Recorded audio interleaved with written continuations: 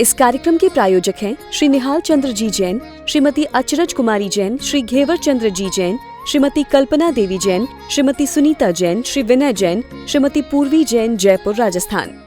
ज्ञान, ध्यान और तप में लीन रहने वाले। अरे तप से निर्णय होता है गुरुओं की महानता का। ओह, ज्ञान से निर्णय होता है, ध्यान से निर्णय होता है, साधना से देखा जाता है, गुरुओं को साधना से देखा जाता है। हमारे वीतरागी संत, हमारे वीतरागी गुरु, देखिए जरा उन्हें कैसे अपनी साधना से देखिए। विषय, कषाय और आरंभ परिग्रह से जो सदा के लिए रहित हो गए हैं। अर्थ लिखा है नीचे, जो पंचेंद्रिय संबंधी विषयों से रहित हो। क्या लिखा है? पंचेंद्रिय के विषयों से रहित हो। तो मुनिराज जब चलते होंगे तो देखते नहीं होंगे, टकरा जाते होंगे। चक्षु इंद्रिय विषय, मुनिराज देखते नहीं है। पांचों इंद्रियां स्पर्शन, रसना, घ्राण, चक्षु, कर्ण और पंचेंद्रियों के विषयों से मुनिराज विरक्त हैं। आप लोग कुछ थोड़े से बोलते रहोगे तो मुझे लगेगा जगे जगे हुए हैं। क्या 5 इंद्रियां है ना? स्पर्शन, रसना, घ्राण, चक्षु और कर्ण, 5 इंद्रियां हैं भाई दीपम जी। ये 5 इंद्रियां हैं और 5 इंद्रियों के विषयों से विरक्त हैं, है ना? तो इसका मतलब मुनिराज आंखों का तो उपयोग नहीं करते होंगे, कान का तो उपयोग नहीं करते होंगे, तो विषयों से अतीत कह रहे हैं। सुनते हैं शब्द क्या? अच्छा, मुनिराज खीर खाते हैं कि नहीं?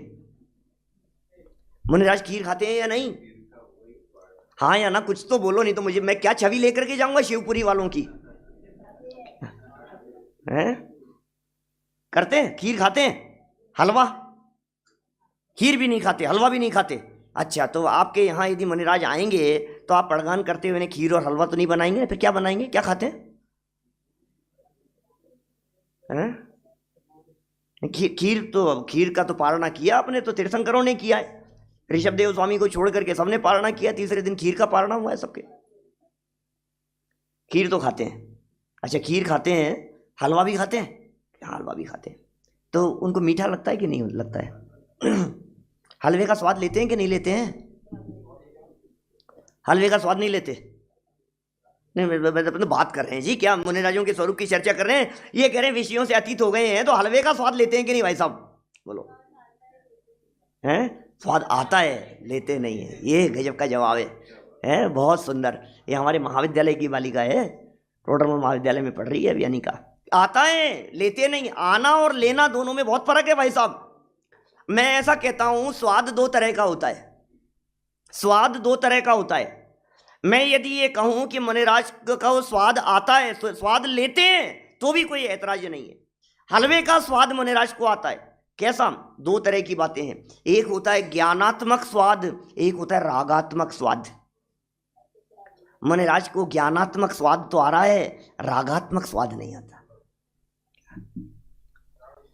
माने यदि हलवे में, अच्छा एक चीज पूछता हूं, हलवा जब मुनिराज को पड़गान किया है, बुलाया है, तो उससे पहले तो भोजन नहीं करेंगे ना?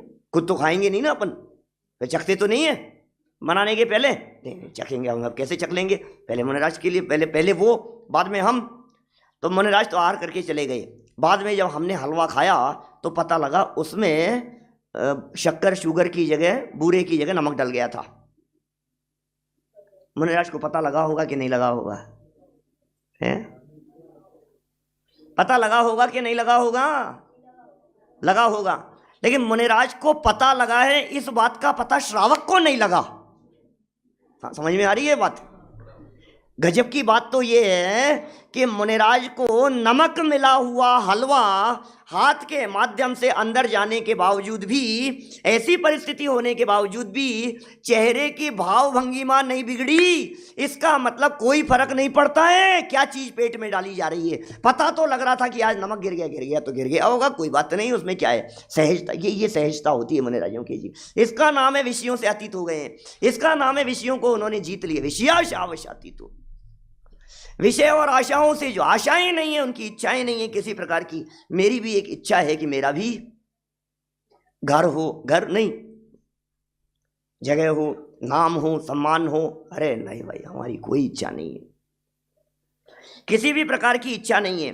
जो पंचेंद्रिय संबंधी विषयों से, पंचेंद्रिय संबंधी विषयों से रहित हो, पंचेंद्रिय संबंधी विषयों से रहित हो, माने विषय के प्रति रस नहीं है, विषय का आनंद नहीं है, विषय का आनंद नहीं ले रहे हैं, विषय का आनंद नहीं ले रहे हैं। अभी उमा स्वामी आचार्य का नाम लिया था मैंने। उमा स्वामी आचार्य तो इन विषयों के संदर्भ में इतनी सूक्ष्मता में जाकर के बात करते हैं भाई साहब। मैंने जब उसकी व्याख्याएं जब सहजी उसमें निकली तत्वार सूत्र पढ़ाते समय, काफी सालों पहले की बात है, अमेरिका वालों के लिए कॉन्फ्रेंस पर शाम को ये प्रवचन जो चलता है ना, ये उन्हीं की वजह से चालू है।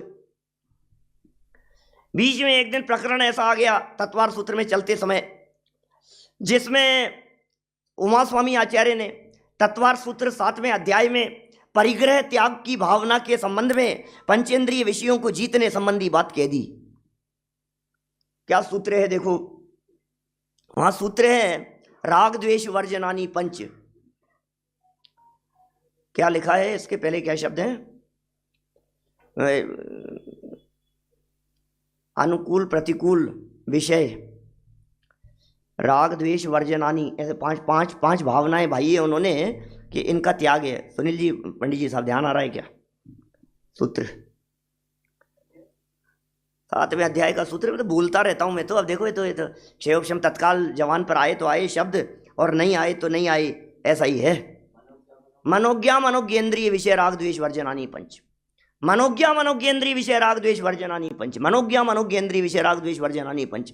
हो जब इस सूत्र की व्याख्या जब निकली, सहज में ही ऐसी ऐसी चर्चाएं निकल करके सामने आई। जब बोलते हैं तो चिंतन चलता रहता है, ऐसा ही कुछ ना कुछ बात। क्या विराग जी, मनोज्ञ अमनोज्ञ, मनोज्ञ अमनोज्ञ, इंद्रिय विषय राग और द्वेष, ये 5 नहीं है, ये नहीं है 5। मनोज्ञ अमनोज्ञ इंद्रिय विषय राग द्वेष वर्जित, ये 5 बातें नहीं हो, ऐसा नहीं कह रहे हैं वो कह रहे हैं 5 इंद्रियों के विषय, स्पर्शन इंद्रिय संबंधी विषयों में मनोज्ञ और अमनोज्ञ होने पर राग द्वेष नहीं करना। रसना इंद्रिय संबंधी विषय मनोज्ञ अमनोज्ञ होने पर राग द्वेष नहीं करना। घ्राण इंद्रिय संबंधी विषय मनोज्ञ अमनोज्ञ होने पर राग द्वेष नहीं करना। चक्षु इंद्रिय के विषय मनोज्ञ अमनोज्ञ होने पर राग द्वेष नहीं करने की भावना। कर्ण इंद्रिय के विषय मनोज्ञ अमनोज्ञ होने पर राग द्वेष नहीं करने की भावना। ये परिग्रह त्याग की भावना भाई है। भाई अभिनय जी, सोचो क्या क्या बातें कह दी है।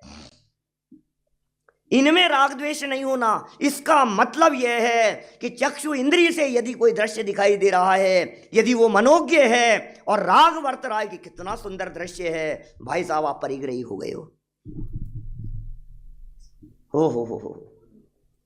क्या लिख रहे हैं भाई साहब उमा स्वामी आचार्य देव, क्या लिख रहे हैं भाई साहब? कौन से लेवल पर जाकर के उमा स्वामी आचार्य देव बात करते हैं, किस लेवल पर जाकर के वो विषय को खोलना चाहते हैं, क्या बताना चाहते हैं उमा स्वामी आचार्य? ये क्या लिख रहे हैं? पंचेंद्रिय विषयों को जीतने के संदर्भ में किस तरह की बात लिख रहे हैं? ओह, 5 इंद्रियों के विषयों से रहित हो गए हैं, वन खंड से निकल रहे हो, कहीं कांटे दिखाई दे रहे हो, यार यहाँ तो कांटे बहुत ज्यादा है, अरे अच्छा नहीं लग रहा है, अमनोज्ञ विषय नहीं भाई साहब। क्या मनोज्ञ क्या अमनोज्ञ, दृष्टि मनोज्ञ और अमनोज्ञ से ऊपर उठ गई है, दृष्टि यहां से ऊपर उठ गई है। 5 इंद्रियों के विषय प्रवृत्ति से दृष्टि ऊपर उठ गई है, ऊपर उठ गए हैं, अब उन्हें नहीं दिखाई देती है ये सारी बातें। स्पर्श यदि सो गए, मान लीजिए लेट गए हैं, एक आसन से एक करवट से लेटते हैं भाई साहब रात्रि में, और लेट गए और बहुत ज्यादा अब वो चुभ रही है, कोई बात नहीं, अमनोज्ञ, अरे ये अच्छी जगह है, ये बहुत सुंदर दिख रही है, ये जगह बहुत प्यारी है, वातावरण बहुत अच्छा है, मौसम बहुत अच्छा है, मौसम बहुत खराब है। विचार करना, बातें थोड़ी सी कह रहा हूं, काफी विस्तार से समझ लेना। माने यदि हलवा बहुत टेस्टी बना है तो उनको मनोज्ञ लग रहा है, तो वो उनका परिग्रह हो गया। और यदि उसमें नमक डल गया था, पसंद नहीं है, तो वो उनके लिए तकलीफ देने वाला हो गया, माने वो परिग्रह हो जाएगा यदि वो उसको अमनोज्ञ दिख रहा है तो। ये सोचना जरा 5 इंद्रियों के विषयों के संदर्भ में इस एक सूत्र पर 3, 4, 5 दिन चर्चा की। मनोज्ञ अमनोज्ञ इंद्रिय विषय हिंट दिया है मैंने, क्या अब सोचना कि कितना माल उसमें से निकलता है, कितना मर्म उसके अंदर भरा हुआ है, कितनी बारीकियां हैं उस विषय में। ये देखिए क्या कह रहे हैं यहां पर, जो पंचेंद्रिय संबंधी विषयों से रहित तो हों तथा इच्छा से रहित हों। अरे अब क्या इच्छा है, अब किसकी इच्छा है? चाह नहीं है, ये है ना भजन इस तरह का, दुनिया भर की चाह नहीं है, ये चाह नहीं है, ये चाह नहीं है। चाह अब क्या है? चाह बस एक यही है, शिव रमणी को रमने की, बस। अब तो मुक्ति वधु तक पहुंचने की चाह है और कोई चाह नहीं है। अब किसी भी तरह की कोई तमन्ना नहीं है। अरे क्या भाई साहब, वो मिल गया है जिसके मिल जाने के बाद में अब सब कुछ मिला हुआ खत्म। अब क्या मिलना है? क्या चाहिए हमें? हमें कुछ नहीं चाहिए। रस नीरस हो जात तत्क्षण, अक्ष विषय न सुहावे, जब निज आत्म अनुभव आवे। ओहो, जब निज आत्म अनुभव आवे। कौन से विषयों का स्वाद लेने वालों को आत्मा का स्वाद नहीं आता, और आत्मा का स्वाद लेने वाले विषयों के स्वाद की परवाह नहीं किया करते। विषयों के स्वाद की परवाह नहीं करते। क्या विषयों का स्वाद? कौन से विषयों का स्वाद? अनंत बार लिया है, अनंत बार लड्डू खाए हैं, अनंत बार खीर खाई है, अनंत बार हलवे खाए हैं। क्या क्या नहीं खाया है भाई साहब? अनंत बार खाया है। कब तक खाते रहेंगे? काल अनंत बीत गया, युग युग से इच्छा सागर में प्रभु गोते खाता आया हूँ। ओह, पंचेंद्रिय मन के शट रस तज, अब तो अनुपम रस पीने आया हूँ। अनुपम रस पीने की भावना है अब तो। भावना क्या है? क्षण क्षण में अंतर्मुख होते हैं और उनकी परिणति उनकी वर्तमान पर्याय में अतीन्द्रिय आनंद के झरने झरते हैं। बाहर में जिनके तन पे न तार, अंदर में जिनके आनंद अपार, ऐसे मेरे गुरुवर हैं। बाहर में जिनके तन पे न तार, तर पे तार मात्र भी नहीं है, तन पे तार मात्र भी नहीं है। बाहर में जिनके तन पे न तार, और जिनके अंदर में आनंद अपार, जिनके अंदर में अपार आनंद है। तन का रोग जिन्हें रोग नहीं दिखाई देता है, ये कैसे मुनिराज होंगे? प्रसंग मिलते हैं, वादिराज मुनिराज का प्रसंग उठा करके देखिए, सनत कुमार का प्रसंग उठा करके देखिए, आपको ऐसे लगेगा 700-700 वर्षों तक, 500-500 वर्षों तक कोढ़ रहा, लेकिन उसके बावजूद भी ओह, देव आ गए परीक्षा लेने के लिए। ऊपर से देव उतर करके आ गए। देखें तो सही, हम दूर कर देते हैं। देखें देखें जरा इनकी श्रद्धा को, हम दूर कर देते हैं। महाराज, आपकी बीमारी का इलाज हमारे पास में है। कि तुम्हें पता है हमारी बीमारी कौन सी लगी है? तुम्हें पता है क्या कौन सी बीमारी है? जिस बीमारी को तुम बीमारी समझ रहे हो, ये तो ऊपर ऊपर है। क्या? अरे फटा हुआ कपड़ा देख करके तुम समझ रहे हो घाव हो गया है शरीर में, ये इतनी बड़ी मूर्खता है। ऊपर कपड़ा पहन रखा है और फट रहा है, तो आपने कहा आओ आपके दवाई लगा देता हूं थोड़ा सा। कि क्या हो गया? कि नहीं, आपके दर्द हो रहा होगा। कि नहीं, कि फटा हुआ दिख रहा है ना, कि तुम गलत फहमी में हो, फटा हुआ कपड़ा है, मेरे कुछ नहीं हुआ है।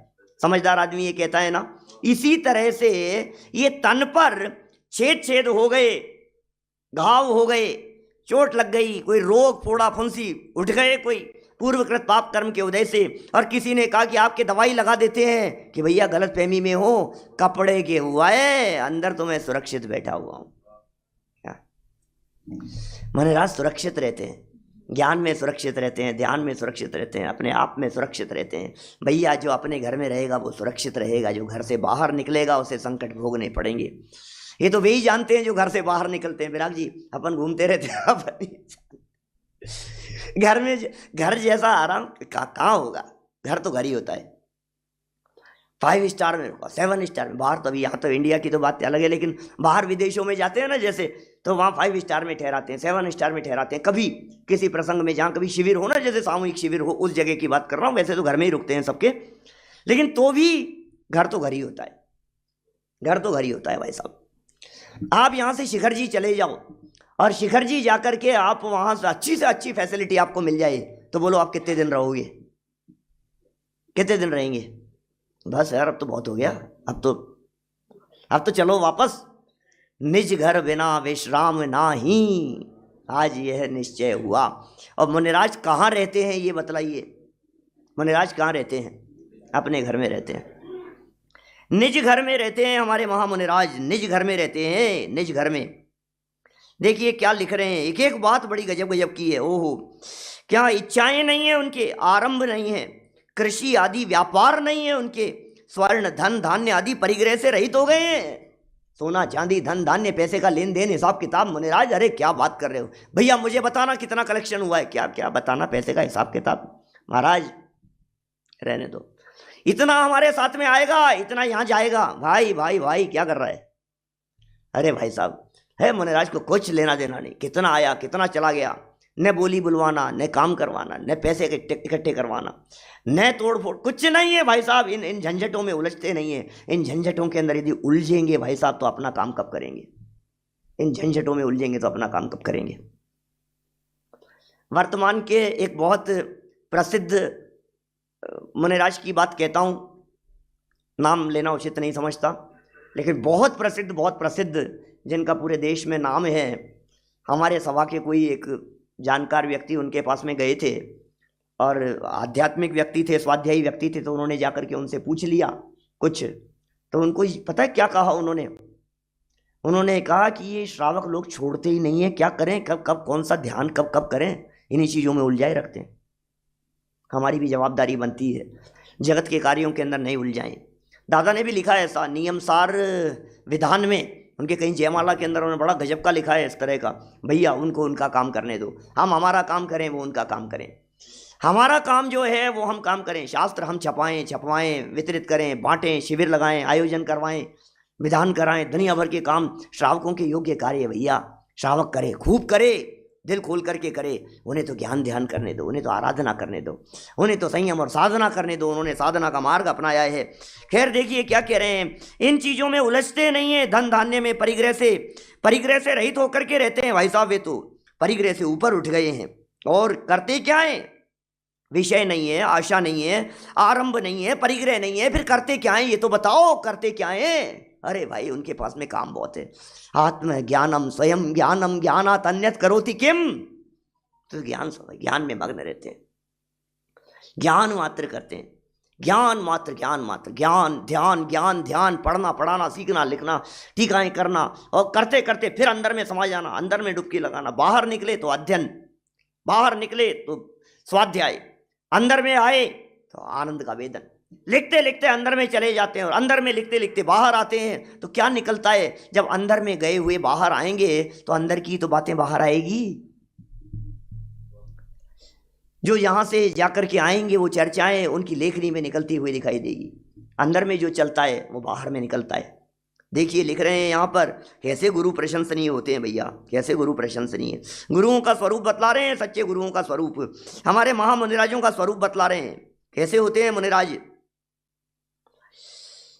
ज्ञान में, ध्यान तथा तपस्या में संलग्न हो वह ही तपस्वी गुरु प्रशंसनीय हो सकता है, वो ही प्रशंसनीय हो सकता है। इसका मतलब वो आगे अर्थ नहीं निकालना चाह रहा।